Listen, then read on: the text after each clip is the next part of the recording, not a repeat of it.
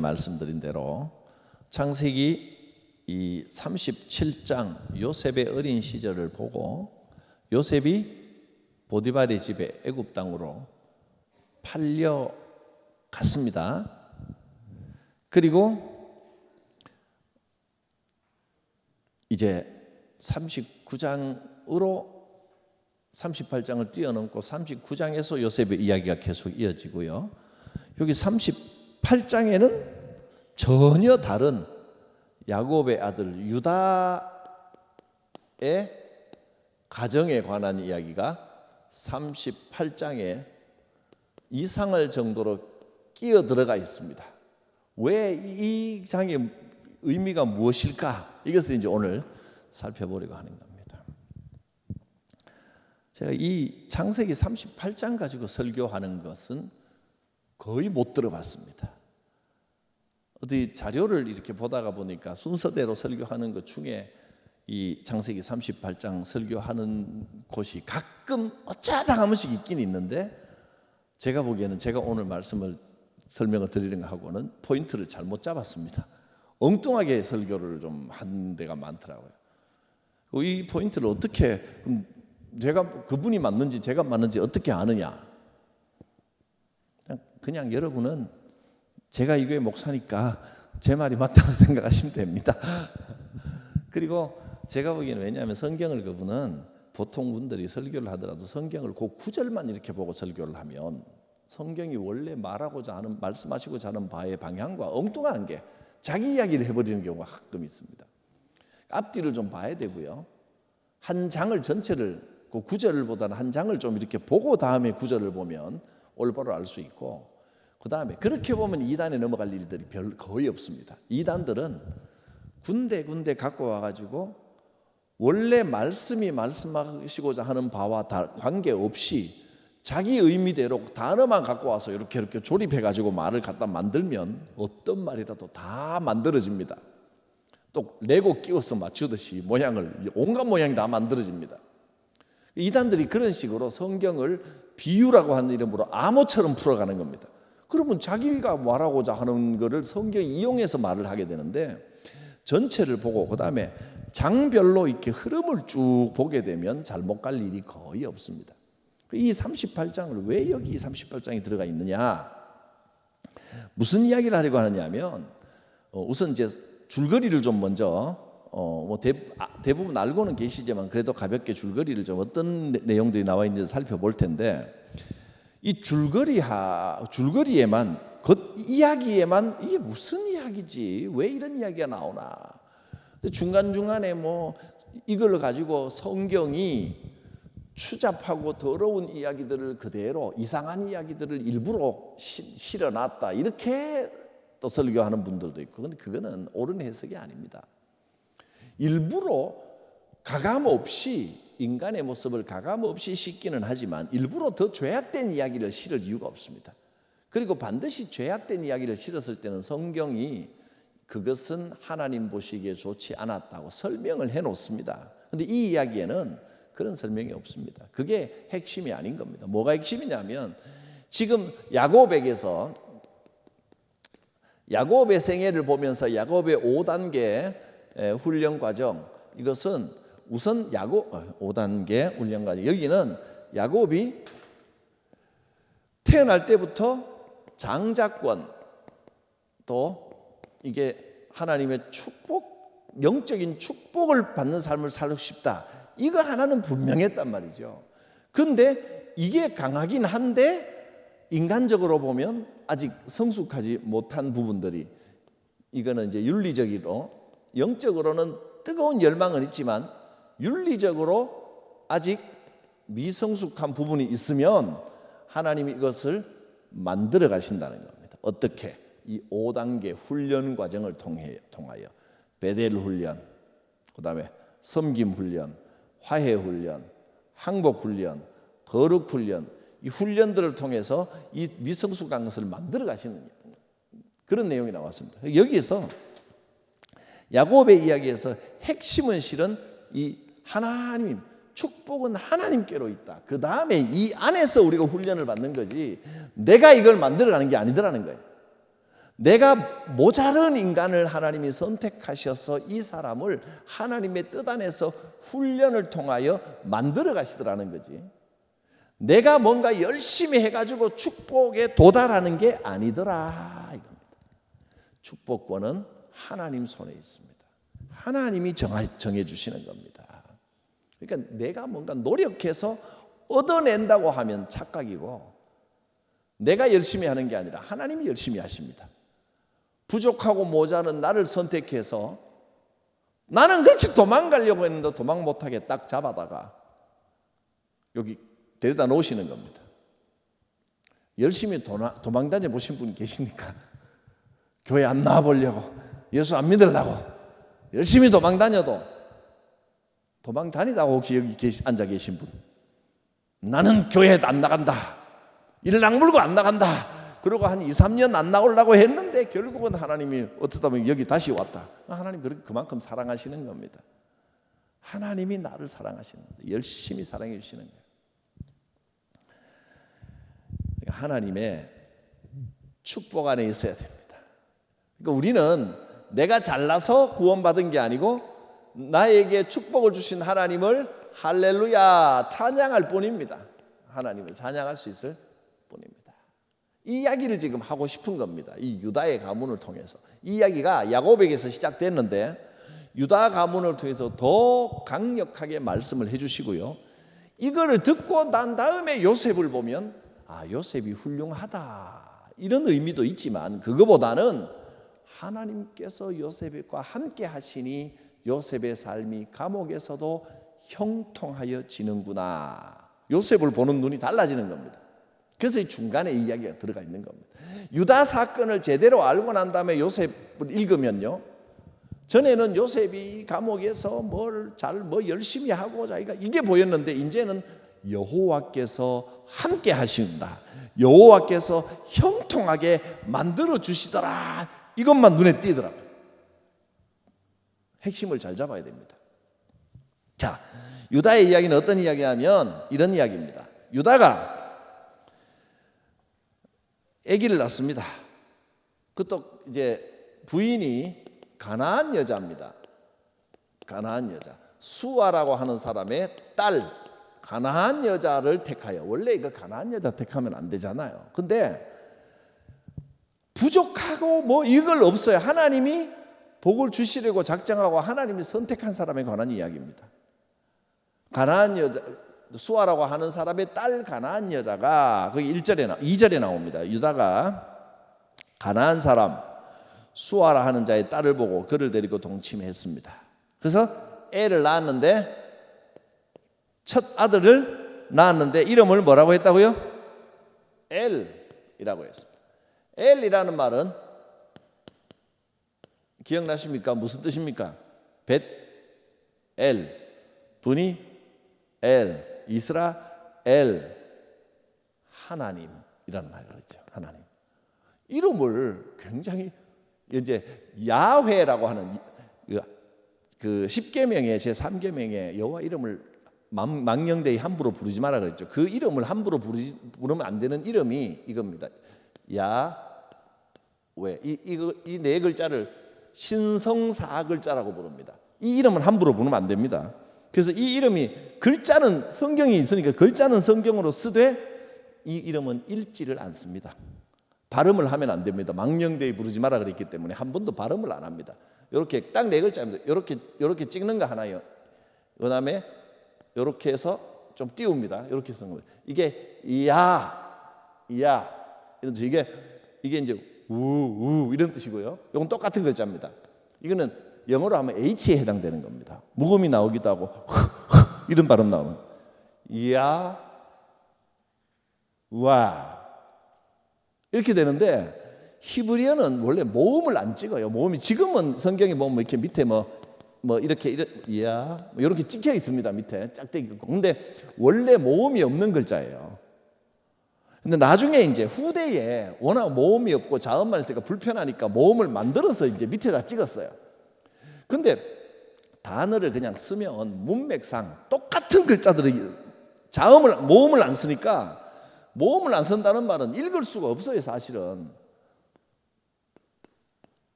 이게 무슨 글자겠어요? 이 제 이름입니다. 김강석. 모음을 안 쓰면 이렇게 되는 겁니다. 이거 뭐 다르게 발음할 수 있잖아요. 고맙고, 예? 뭐라고? 고맙고 이상 현재 이렇게 그래도 말이 된단 말이에요.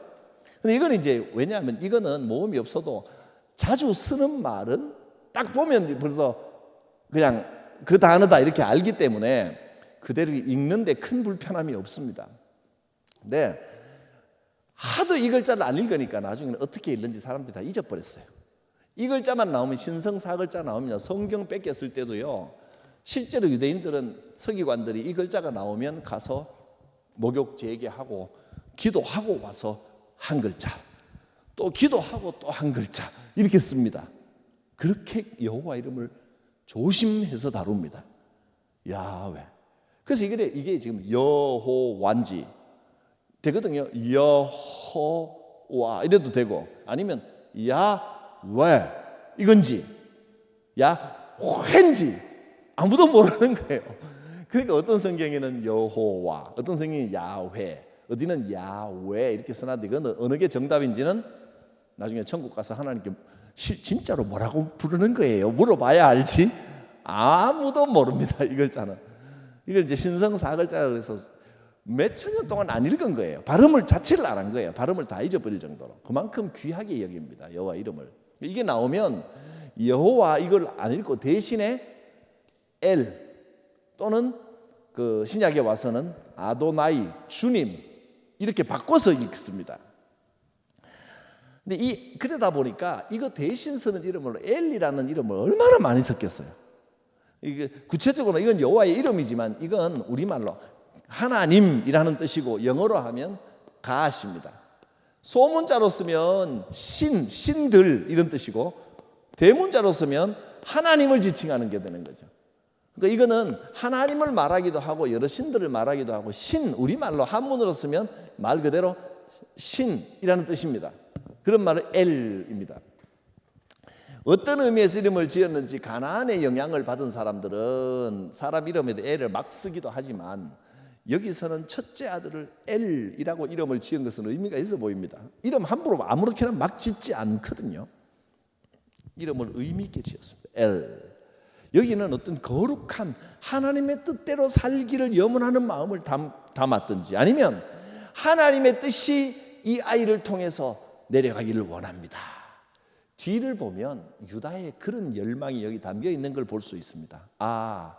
엘이라고 이름한 것이 유다가 장자권의 축복이 엘로 통하여 이어지기를 간절히 바랬구나. 근데 엘이 일찍 죽어버리거든요. 이 소망을, 이 장자권이 엘을 통해 이어지기를 바라는 이 열망을 포기를 못합니다. 유다가. 이거는 이제 짐작입니다. 이름만 봐서 짐작하는 겁니다. 제 아들 이름도요, 우리 여러분 첫째 애 이름 지을 때 막 기도하고 지으셨죠? 얼마나 이름 아무렇게나 지는 사람 없습니다. 제 아들 이름은 기도 많이 하고 굉장히 많이 생각해서 지었는데, 원래 돌림자가 동자예요, 우리 애들이. 그러니까 한자밖에 못하는 거예요. 한 글자. 이 한 글자 찾으려고 성경 다 가지고 묵상하고 옥편 놔두고 모르는 한자도 찾아보고 막 찾아가지고 지은 이름이 이겁니다. 물가 주자입니다. 주. 그래서 동주. 지는 이게 얼마나 고민하면서 기도하면서 지은 이름인지 잘 모를 거야. 우리가 부모는 이런 열망을 담는 겁니다. 뭘 보고 찾았냐면 이사야서 58장 11절 말씀입니다. 이 말씀으로 주라는 이름을 지었습니다.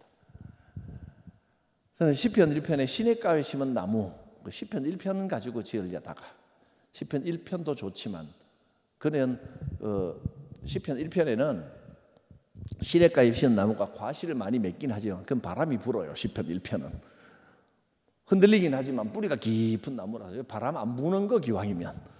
좀 더 깊이 해서 이사야서 58장 11절을 제가 찾아서 이 이름이 이제 우리 애 이름의 뜻입니다. 한번 뭐 나무 집안 이야기인데 뭐 크게 관심이 없으시겠지만 그래도 한번 58장 11절 여러분에게도 이 말씀이 축복의 말씀이 되시길 바랍니다. 예. 자, 1039페이지 찾으셨습니까? 같이 한번 읽어. 이 말씀이 제가 이제 성경 안에서 10대 내가 사랑하는 10가지를 뽑아라 그러면 그 안에 이제 5손가락 안에 들어가는 말씀 중에 하나입니다. 같이 읽을까요? 시작. 여호와가 너를 항상 인도하여 메마른 곳에서도 내 영혼을 만족하게 하며 내 뼈를 견고하게 하리니 너는 물된 동산 같겠고 물이 끊어지지 아니하는 샘 같을 것이라. 물된 동산, 물가 주자를 써서 동쪽, 마침 동산, 이게 동력동자지만 동산을 의미합니다. 동산에 물된 동산입니다. 그냥 물가에 있는 동산. 그래서 이름을 이렇게 지어서 그런지 뼈가 아주 견고합니다. 하나님께서 자녀 이름 지을 때 함부로 짓지 않거든요. 누구든지. 첫째 이름을 엘리라고 지었을 때 유다가 많이 고심했을 겁니다. 어떻게든 하나님의 축복이 이 아이를 통해서 거룩한 이름을 나름대로 지은 겁니다. 그런데 그 엘을 이제 결혼을 시켰습니다. 다말 어디 갔지?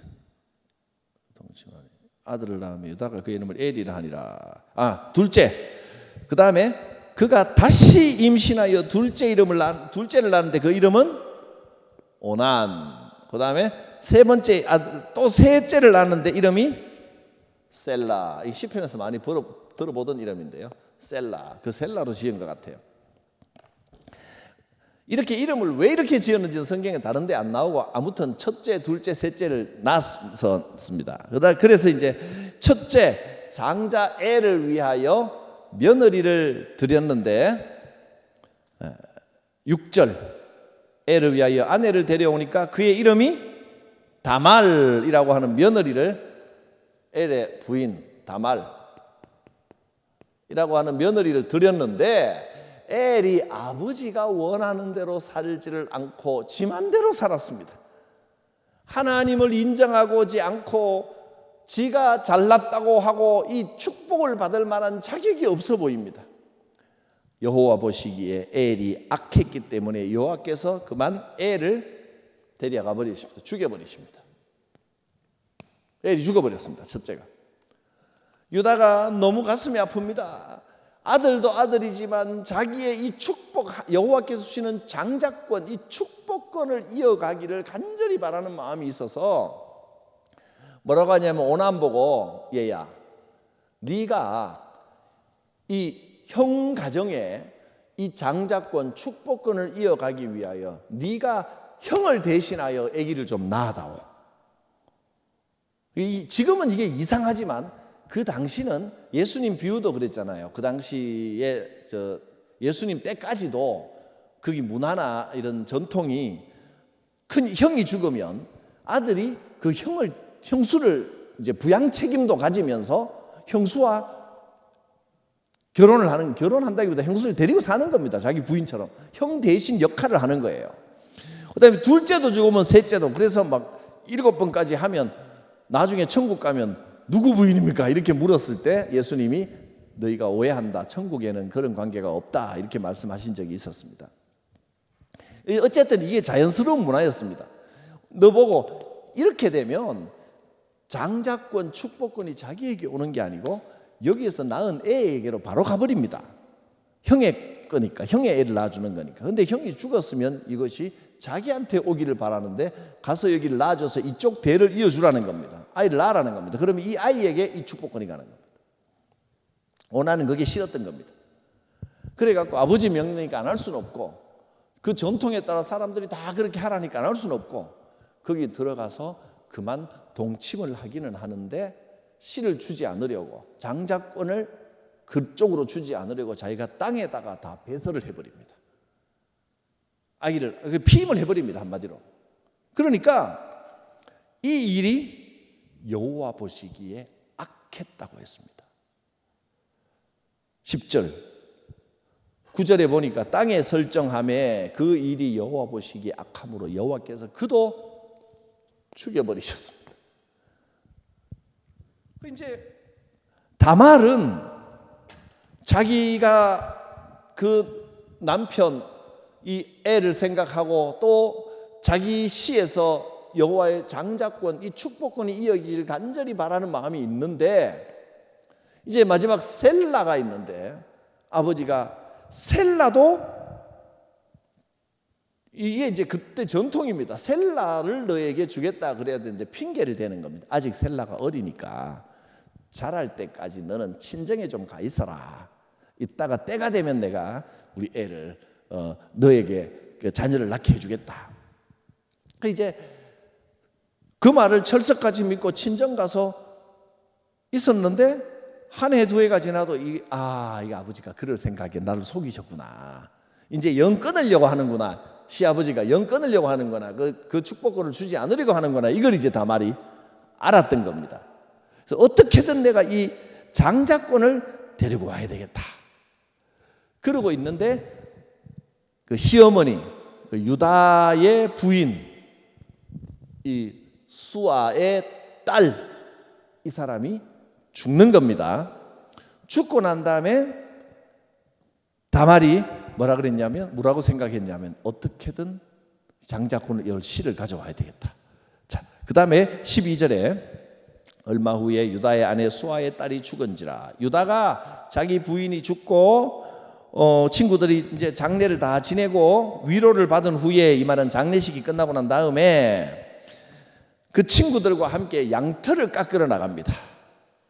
지난번에 들었지만 양털 깎으러 나가면 누구 할 때? 라반 할 때 들었군요. 양털 깎으러 나가면 한 며칠씩 이제 밖에서 지내기도 하고 양털을 깎고 그러면서 자기들끼리 저녁에는 그 잔치도 벌이고 놀기도 하고 그 당시 포도주도 마시고 이제 그런 문화가 좀 있었던 것 같아요.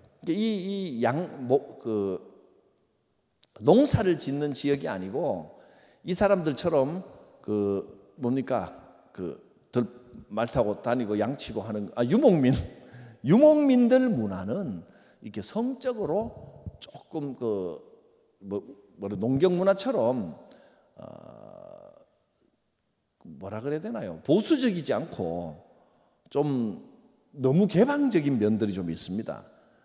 몽골이나 유목민족들 이쪽에는 그 성적인 인식 자체가 성이 부부 간에 가정을 꾸리기 위해서 이런 의미보다 그게 워낙 위험하고 맹수들의 공격도 많고 도적대도 많고 그러다 보니까 성이라고 하는 게 쾌락이나 이런 의미보다 대를 잇는다.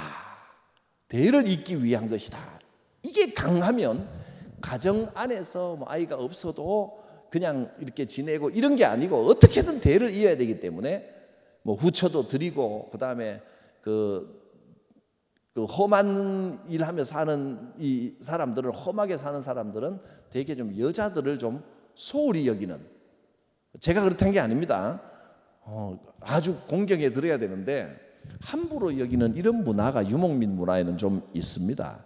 그래서 몽골 쪽에나 그쪽 유목민들 이야기를 들어보면 여자들이 주로 하나의 소모품처럼 애기 낳는 도구처럼 이렇게 생각하는 경향이 많고 성적으로 조금 지나치게 개방되어 있는 이런 느낌이 좀 있습니다. 양털 깎으러 가면 창녀를 찾기도 하고 이런 일들도 자주 있었던 것 같아요. 이제 유다가 신앙인 이러면 안 되는데 그때는 그런 개념이 별로 없었겠죠. 가서 이제 외롭고 하니까 이런 이야기 때문에 이제 참 이 성경에서 설교하기도 어렵고 성경 공부할 때도 어려운데 이거는 하나의 소재지 이게 핵심은 아닙니다. 양털 깎으러 가서 어떤 일이 있었는지 한번 보겠습니다. 13절 어떤 사람이 다멜에게 말하기를 시아버지가 양털 깎으러 왔다 그러더라. 그랬더니 그가 입고 있던 상복을 벗고 얼굴을 가리고 연지곤지 찍고 향수를 싹싹 뿌리고 그리고 딥나 길 곁 그러니까 양털을 깎는데 유다가 지나가는 그 자리쯤에 가까이에 문에 싹 앉아 있는 거예요. 왜 그랬냐 하면 셀라가 이미 다 장성했는데도 자기를 그의 아내로 주지 않음으로 말미암음이니라. 시아버지가 나를 속였구나.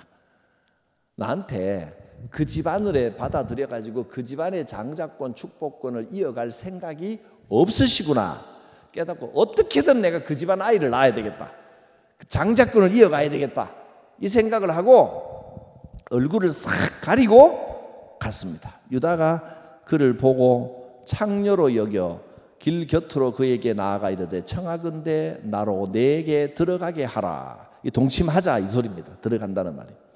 그의 며느리인 줄 알지 못했습니다. 그가 이르되 당신이 무엇을 주고 내게 들어오려니까? 유다가 있는 거 그러면 뭘 줄까? 염소 새끼를 줄게. 지금 당장 염소 새끼를 안 갖고 있으니까 그럼 담보물이라도 주십시오. 갖고 있다가 염소 새끼 가져오면 제가 돌려드리겠습니다. 계약을 맺습니다. 유다가 무슨 담보물을 주랴? 18절 내가 무슨 담보물을 줄까? 그랬더니 인감도장을 좀 맡겨놓으십시오. 또 그 지금 가지고 있는 당신의 손에 이제 하고 있는 이런 장식, 유다에게 표식, 그것도 좀 주시고 지팡이도 좀 주시고 가지고 있는 거 다 받아가지고 철저하네요. 3가지나 담보물을 받고, 그리고 이제 나중에 사람을 보내서라도 염소 새끼 약속한 걸 가지고 오면 이거 돌려드리겠습니다. 그리고 이제 그만 동침을 한 겁니다. 그리고 유다가 이제 집에 가가지고 여기 친구한테 가서 내가 이렇게 장녀를 좀 했는데 염소 새끼 갖다 주라 이렇게 말하는 걸 보면 부끄러운 일인데, 오늘날은 그 당시는 이게 부끄러운 일이 아니었구나 한 걸 알 수가 있습니다. 그래서 염소 새끼를 드리고 갔는데 가보니까 암만 찾아도 거기는 그런 사람이 없습니다. 더구나 이 동네는 장녀가 뭡니까? 장녀 같은 사람은 이 동네는 그런 동네 아닙니다. 이상한 거예요. 21절 그가 사람들에게 유다의 친구 길곁 에나임에 있는 장녀가 있느냐? 그들이 여기는 그런 장녀 없다, 그런 데가 아니다, 돌아와서 그런 거 없다 그러더라. 결국 못 찾았습니다. 그러니까 자기 지금 불안한 거지. 자기 물건 다 줘놨는데.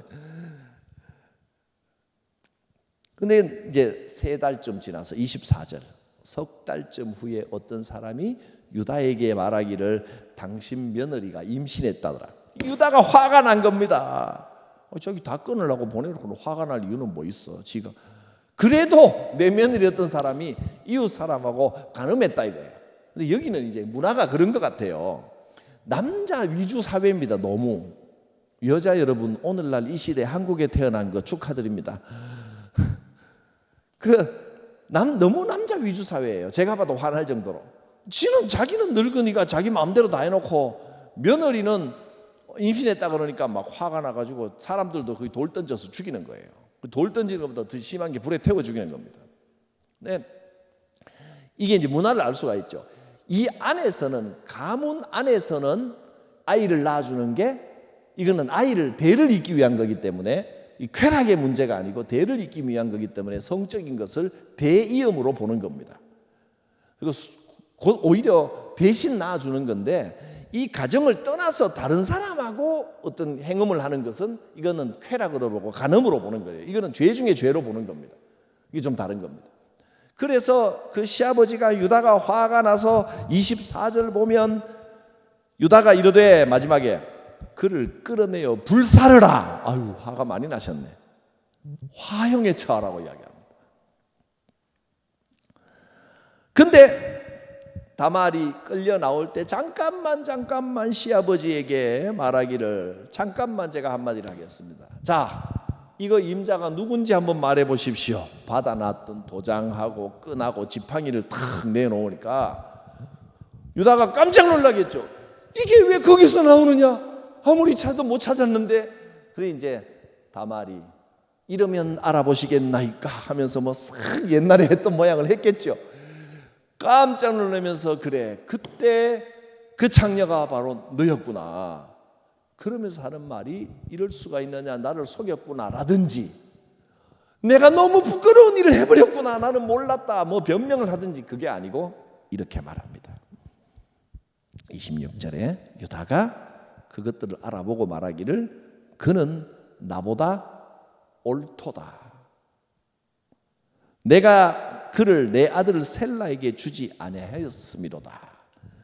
셀라를 통하여 대를 잇게 안 해주니까 어떻게든 그 죽은 엘 대신 장자권을 이어가려고 하는 그 당시 풍습이 그렇게 하는 건데, 그 풍습에 따라 어떻게든 엘 가문의 아들을 낳아서 장자를 이어가게 하려고 하는 하나님의 축복권이 지금 우리가 생각하는 그 축복권의 흐름이 아니고 그 당시 사람들이 생각하는 축복권의 흐름 그대로 가게 하려는 계획이었다.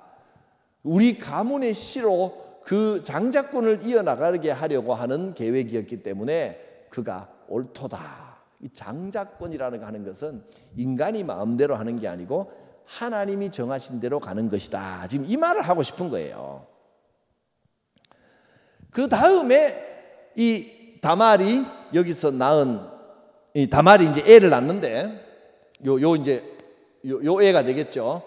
이제는 엘하고 다말이 아니라 이제 유다하고 이제 이렇게 애가 나오는 건데, 영적으로는 이 애가 낳을 때 보니까 쌍둥이입니다. 쌍둥이를 낳습니다. 7절 해산할 때 보니 쌍테라. 그런데 이 쌍둥이를 낳는데 또 희한한 일이 벌어집니다. 애를 낳을 때 보통 뭐부터 나옵니까? 머리부터 나와야지요.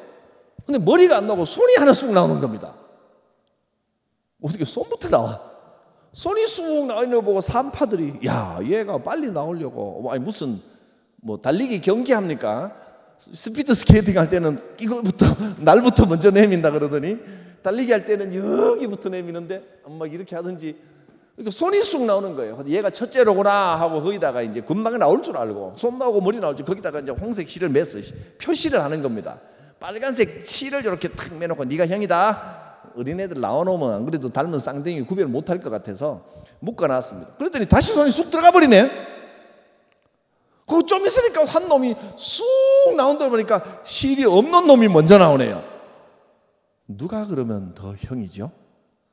손부터 나왔다가 들어간 놈이 형입니까? 머리부터 나와서 다 나오는 놈이 형입니까? 어느 쪽이에요? 머리부터 다 나온 놈이 형이 맞아요? 산파가 형이다 하는 놈이 형이지 뭐고. 네가 형이 해라 하는 놈이 형이지. 그러니까 산파는 손이 원래 머리부터 나온 놈이 형이 해야 되는 거 맞잖아요. 머리부터가 아니고 처음부터 발끝까지 싹 나온 놈이 형이지. 그러니까 산파들이 묶었는데 정확하게 말하면 먼저 나온 놈이 형이죠. 근데 산파들은 이미 자기들이 네가 형이다 묶어놨잖아요. 그러니까 막 묶은 놈을 형이라고 부르는 거예요, 그냥. 그래서 먼저 완전히 다 나온 놈은 뭐라고 하면 네가 어떻게 툭 튀어나오느냐. 그 툭 튀어나왔다 그 말이 베레스입니다. 터뜨리고 나왔다 이렇게 보면 되지. 네가 어떻게 툭 튀어나오느냐. 네가 밀고 나온 거 아니냐. 형보다 먼저 밀고 터뜨리고 툭 튀어나온 놈이다. 이름이 베레스입니다. 28절 보면 보겠습니다. 해산할 때 손이 나오는지라 산파가 이르되 이는 먼저 나온 자라 하고 홍색 실을 가져다가 손에 메었는데 29절 그 손이 도로 쑥 들어가 버리고 아우가 먼저 나와서 산파가 어찌하여 네가 먼저 터뜨리고 나오느냐. 그 이름을 베레스라. 관주 성경에 보면 터뜨리다. 먼저 툭 튀어나왔다 이 말입니다. 베레스입니다. 그리고 형을 홍색 실에 있는 자 뒤에 나오는 자 이름을 세라라 불렀습니다. 여기 자라면서 누가 형 노릇했겠습니까? 베레스라 해야 되는데 여기 적어놨잖아요. 그의 형 곧 손에 홍색 실이 있는 자가 뒤에 나오는데 그를 형이라고 불렀잖아요. 세라가 형으로 자란 거예요. 날 때부터 죽을 때까지 형인 줄 알고 억울할 것도 없습니다. 쌍둥이 해봐야 1, 2초 차이인데 조금 더 된 10초인지 1분인지 몰라도 얼마 차이 안 나는데 그게 그거지만 어쨌든 사실은 베레스가 형인데 세라를 형으로 불렀어요. 그러면 그냥 족보에도 세라를 형으로 적어야 될 것 같은데 하나님의 정하심과 인간이 아무리 다르게 정하고 표시를 하고 네가 형이라고 하고 형이라고 부르고 형으로 살아도 하나님의 장자권의 계성은 하나님의 방법대로 하나님이 정하신 대로 간다는 겁니다. 세라가 형이라고 불렀지만 하나님은 베레스의 장자권을 인정을 하십니다. 그게 어디에 나오냐면 마태복음 1장에 보면요, 1장에 족보가 나오는데 세라와 베레스 이름이 다 나옵니다. 마태복음 1장 3절입니다. 3절에 보면 유다는 다말에게서 베레스와 세라를 낳고, 둘 다 나왔죠? 쌍둥이 이름이 다 나왔습니다. 그 다음에 누구 이름이 겁니까? 베레스는 헤스론을 낳고 헤스론은 람을 낳고 람은 이렇게 내려가면서 결국은 예수님의 족보가 누구를 따라 나와요? 베레스를 따라 나와요. 베레스의 장자권, 베레스의 축복권, 그 핏줄에서 예수 그리스도가 나오는 걸 인정을 하시더라는 거예요. 사람이 무슨 수를 써도 일을 이루시는 분은 하나님이십니다. 그러니까 내가 뭔가를 만들어내 보려고 막 열심히 하고 뭐 의지를 가지고 막 내 확신을 가지고 밀어붙이면 어떻게 돼요? 싸움 나죠. 신앙의 일은, 특히 교회의 일, 하나님의 일은요, 하나님의 권한과 성령의 인도하심을 인정을 해야 됩니다. 내 지식과 내 똑똑함과 내 판단력과 내 전문성과 뭐 이런 내 능력을 가지고 이거는 확실합니다, 누가 뭐라 그래도 이거야 라고 말하는 순간 그게 맞는 것 같아도 딱 실수하게 돼 있습니다. 하나님 앞에서는 열심히 하면, 오늘 오전에 그러시더라고요. 천국은 침노하는 자의 것이라 그랬는데 열심히 해야 되는 거 아닙니까? 그 침노한다는 말은 영적으로 하나님 앞에 간절히 나아가는 것을 말하는 거지, 세상 일을, 인간이 하는 일을 그렇게 침노하듯이 하면 자꾸 분쟁만 생기고 복잡한 일만 더 생깁니다.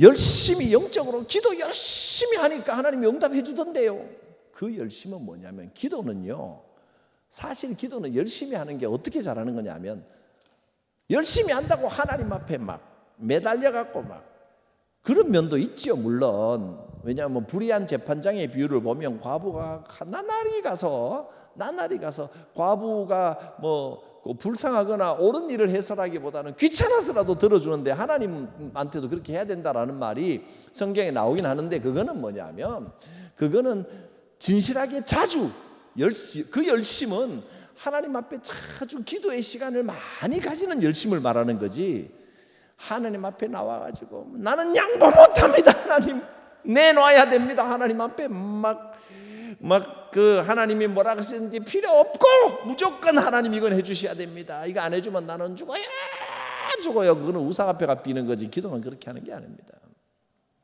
기도는 하나님 앞에 내 뜻을 내려놓고 오히려 무장해제하고 항복 훈련을 하는 게 기도입니다.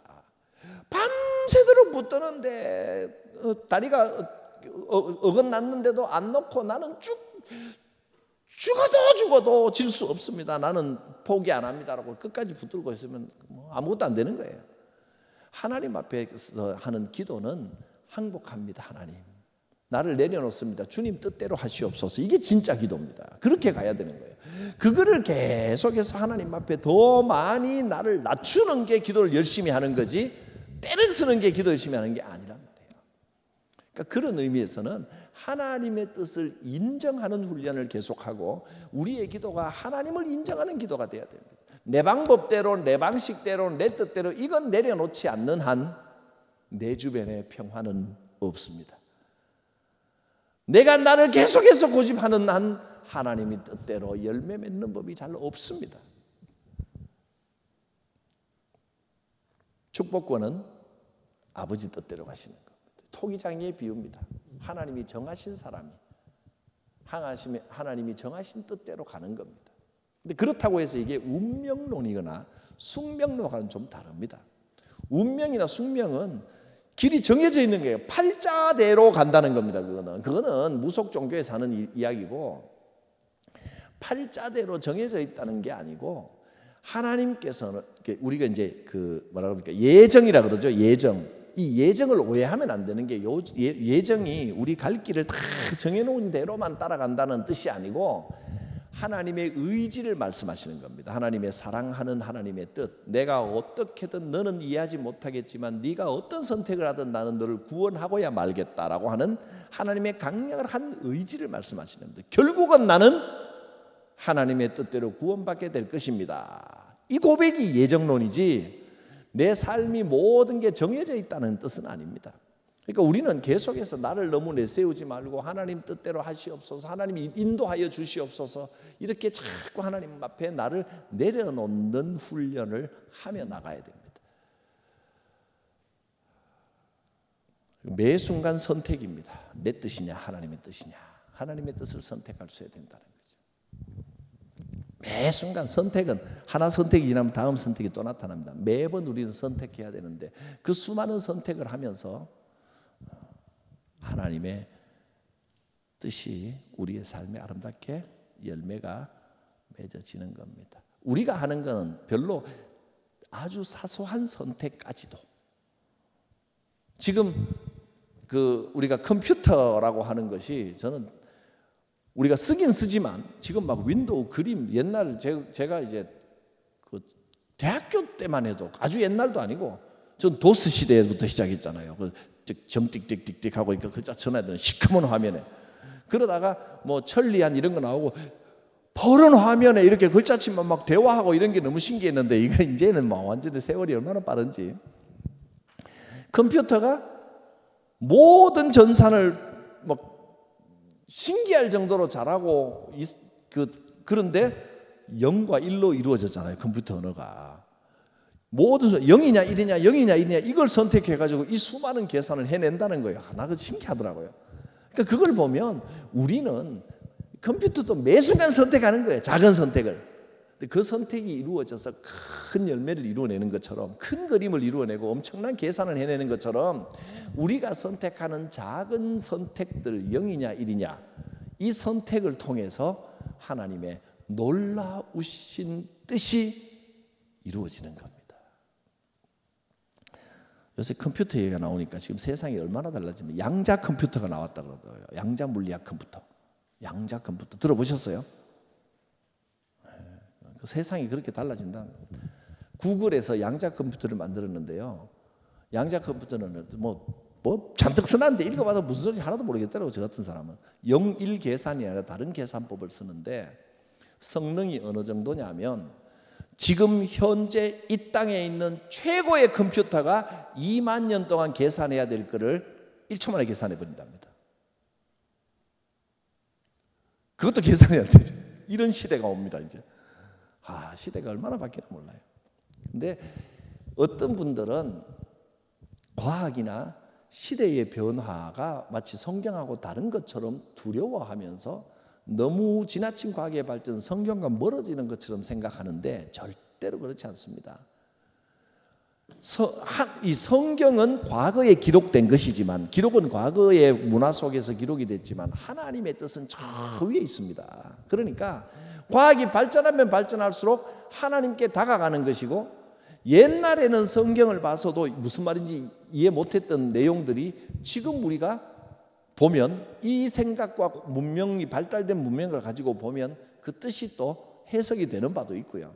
이것이 성경이 무슨 나중에 모든 과학들을 다 알고 써놨다 이런 뜻이 아니고 원리가 그렇다는 겁니다. 성경의 기록은 옛날 예수님 시대는 2000년 전, 수만 년 전에 써놨던 이런 문화 속에서 이런 방식으로, 우리가 지금 이해하기 어려운 방식이지만, 근데 이 방식을 이건 그 당시의 문화고 그 당시의 방식이구나, 이걸 인정하고 오늘날 사상으로 이렇게 보면 이게 보이는 겁니다. 이게 이런 메시지가 보이는 겁니다. 성경을 그렇게 봐야 된다는 거예요. 자, 오늘 여기까지 38장에 유다와 다말, 그리고 이 베레스와 세라에 관한 이야기가 요셉의 사건의 중간에 탁 들어가 있는 의미가 오늘 우리에게 무엇을 말씀하시고자 하는 것인가 하는 것을 말씀을 드렸습니다. 하나님의 뜻대로, 특별히 장자권, 축복권의 흐름이 하나님의 뜻대로 가더라 라고 하는 것을 들었습니다. 장하 기도하겠습니다. 거룩하신 하나님, 이 감사절기 감사주간에 토기장이 되신 하나님께서 우리의 삶을 인도해 가시고 얼마나 우리를 사랑하시는지를 우리가 다시 한번 생각해 봅니다.